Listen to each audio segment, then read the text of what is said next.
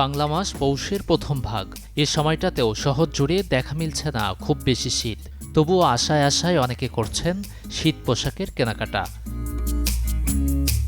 পরিবার আর প্রিয়জনকে সঙ্গে নিয়ে মার্কেটে ভিড় করছেন অনেকেই।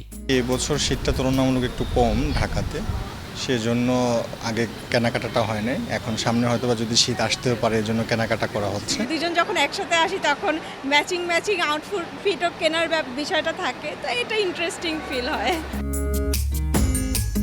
রাজধানীর বসুন্ধরা সিটিতে শীত পোশাকের কেনাকাটায় চলছে আকর্ষণীয় মূল্য ছাড়।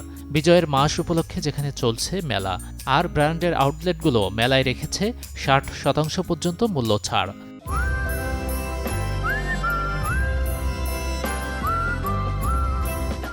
বসুন্ধরায় ভালো ডিসকাউন্ট পাওয়া যায় এই টাইমে, অনেকগুলো আউটলেটে ডিসকাউন্ট দেয়, এই পারপাসেই আসা।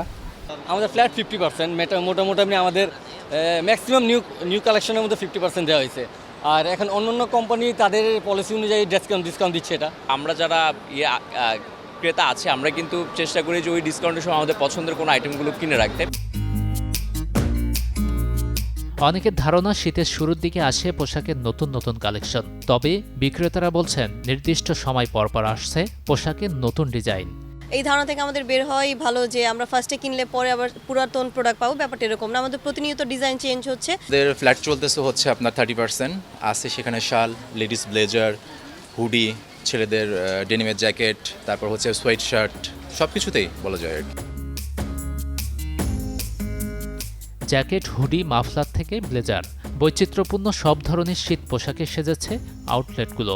ক্রেতাদের ধারণা এ মাসের শেষ দিকে বাড়তে পারে শীতের প্রকোপ। তাই কেনাকাটায় কিছুটা কমতি ছিল যাদের, এই সময়টাতে ভিড় করছেন মার্কেটে। গাজী আনিস, চ্যানেল 24, ঢাকা।